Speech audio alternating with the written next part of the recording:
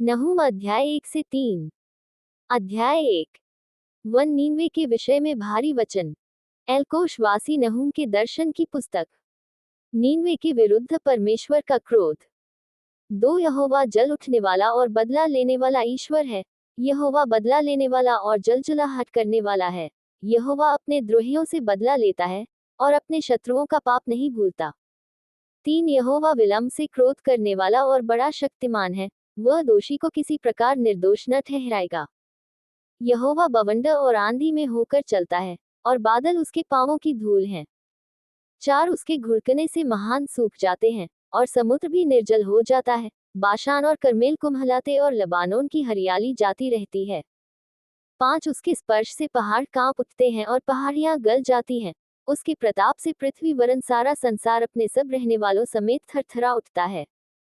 6 उसके क्रोध का सामना कौन कर सकता है? और जब उसका क्रोध भड़कता है, तब कौन ठहर सकता है? उसकी जलजलाहट आग के समान भड़क जाती है और चट्टानें उसकी शक्ति से फट फट कर गिरती हैं। 7 यहोवा भला है, संकट के दिन में वह दृढ़ ठहरता है और अपने शरणागतों की सुधि रखता है। 8 परंतु वह उमड़ती हुई धारा से उसके स्थान का अंत कर देगा और अपने शत्रुओं को खदेड़कर अंधकार में भगा देगा। 9 तुम यहोवा के विरुद्ध क्या कल्पना कर रहे हो? वह तुम्हारा अंत कर देगा, विपत्ति दूसरी बार पड़ने न पाएगी। 10 क्योंकि चाहे वे कांटों से उलझे हुए हों और मदिरा के नशे में चूर भी हों, तो भी वे सूखी खूंटी के समान भस्म किए जाएंगे। 11 तुझ में से एक निकला है, जो यहोवा के विरुद्ध कल्पना करता और नीचता की युक्ति बांधता है। 12 यहोवा यों कहता है, चाहे वे सब प्रकार से सामर्थी हों और बहुत भी हों, तो भी पूरी रीति से काटे जाएंगे और शून्य हो जाएंगे। मैंने तुझे दुःख दिया है, परंतु फिर न दूंगा। 13 क्योंकि अब मैं उसका जुआ तेरी गर्दन पर से उतार कर तोड़ डालूंगा और तेरा बंधन फाड़ डालूंगा। 14 यहोवा ने तेरे विषय में यह आज्ञा दी है, आगे को तेरा वंश न चले। मैं तेरे देवालयों में से ढली और गड़ी हुई मूर्तों को काट डालूंगा। मैं तेरे लिए कब्र खोदूंगा, क्योंकि तू नीच है। 15 देखो, पहाड़ों पर शुभ समाचार का सुनाने वाला और शांति का प्रचार करने वाला आ रहा है। अब हे यहूदा, अपने पर्व मान और अपनी मन्नतें पूरी कर, क्योंकि वह ओछा फिर कभी तेरे बीच में होकर न चलेगा, वह पूरी रीति से नष्ट हुआ है। अध्याय 2। नीनवे का पतन। एक सत्यानाश करने वाला तेरे विरुद्ध चढ़ आया है। गढ़ को दृढ़ कर, मार्ग देखता हुआ चौकस रह, अपनी कमर कस, अपना बल बढ़ा दे। 2 यहोवा याकूब की बड़ाई इस्राएल की बड़ाई के समान ज्यों की त्यों कर रहा है, क्योंकि उजाड़ने वालों ने उनको उजाड़ दिया है और दाखलता की डालियों का नाश किया है। 3 उसके शूरवीरों की ढालें लाल रंग से रंगी गईं, और उसके योद्धा लाल रंग के वस्त्र पहने हुए हैं। तैयारी के दिन रथों का लोहा आग के समान चमकता है और भाले हिलाए जाते हैं। 4 रथ सड़कों में बहुत वेग से हाँके जाते और चौकों में इधर उधर चलाए जाते हैं। वे मशालों के समान दिखाई देते हैं और उनका वेग बिजली का सा है। 5 वह अपने शूरवीरों को स्मरण करता है, वे चलते चलते ठोकर खाते हैं। वे शहरपनाह की ओर फुर्ती से जाते हैं और काठ का गुम्मद तैयार किया जाता है। 6 नहरों के द्वार खुल जाते हैं और राजभवन गलकर बैठा जाता है। 7 उसे नंगी करके बधुआई में ले ली जाएगी और उसकी दासियां छाती पीटती हुई पिंडुकों के समान विलाप करेगी।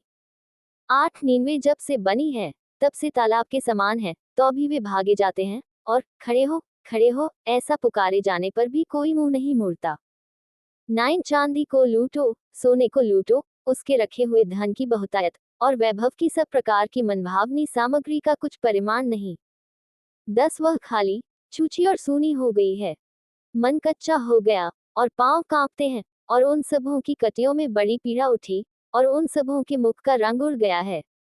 11 सिंहों की वह मांद और जवान सिंह के आखेट का वह स्थान कहाँ रहा, जिसमें सिंह और सिंहनी अपने बच्चों समेत बेखटके फिरते थे। 12 सिंह तो अपने बच्चों के लिए बहुत आहेर को फाड़ता था और अपनी सिंहनियों के लिए आहेर का गला घोंट घोंट कर ले जाता था और अपनी गुफाओं और मांदों को आहेर से भर लेता था।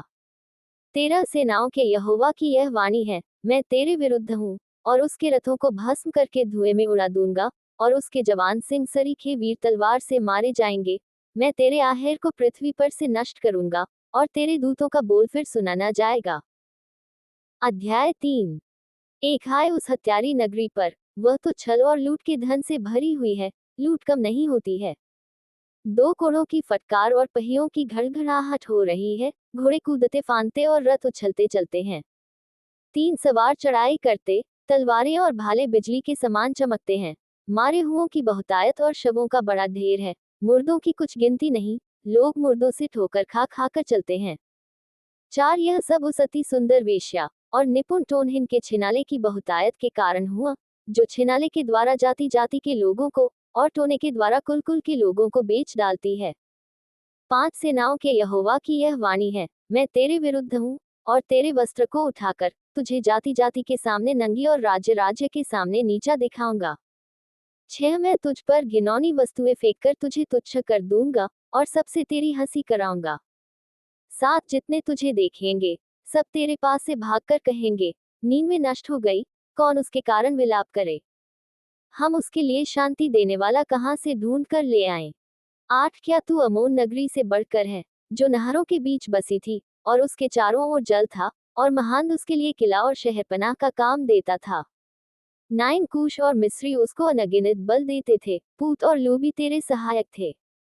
10 तो भी लोग उसको बंधुआई में ले गए, और उसके नन्हे बच्चे सड़कों के सिरे पर पटक दिए गए, और उसके प्रतिष्ठित पुरुषों के लिए उन्होंने चिट्ठी डाली, और उसके सब रईस बेड़ियों से जकड़े गए। 11 तू भी मतवाली होगी, तू घबरा जाएगी, तू भी शत्रु के डर के मारे शरण का स्थान ढूंढेगी। 12 तेरे सब गढ़ ऐसे अंजीर के वृक्षों के समान होंगे जिनमें पहले पक्के अंजीर लगे हों, यदि वे हिलाए जाएं तो फल खाने वाले के मुंह में गिरेंगे। 13 देख, तेरे लोग जो तेरे बीच में हैं, वे स्त्रियां बन गए हैं। तेरे देश में प्रवेश करने के मार्ग तेरे शत्रुओं के लिए बिल्कुल खुले पड़े हैं, और रुकावट की छड़ें आग का कौर हो गई हैं। 14 घिर जाने के दिनों के लिए पानी भर ले, और गधों को अधिक दृढ़ कर कीचड़ में आकर गारा लताड़ और भट्ठे को सजा। 15 वहां तू आग में भस्म होगी, और तलवार से तू नष्ट हो जाएगी। वह यलेक नामक टिड्डी के समान तुझे निगल जाएगी, यद्यपि तू अरबे नामक टिड्डी के समान अनगिनत भी हो जाए। 16 तेरे व्यापारी आकाश के तारागण से भी अधिक अनगिनत हुए, टिड्डी चट करके उड़ जाती है। 17 तेरे मुकुटधारी लोग टिड्डियों के समान, और तेरे सेनापति टिड्डियों के दलों सरीखे ठहरेंगे, जो जाड़े के दिन में बाड़ों पर टिकते हैं, परंतु जब सूर्य दिखाई देता है तब भाग जाते हैं, और कोई नहीं जानता कि वे कहाँ गए। 18 हे अश्शूर के राजा, तेरे ठहराए हुए चरवाहे ऊँघते हैं, तेरे शूरवीर भारी नींद में पड़ गए हैं।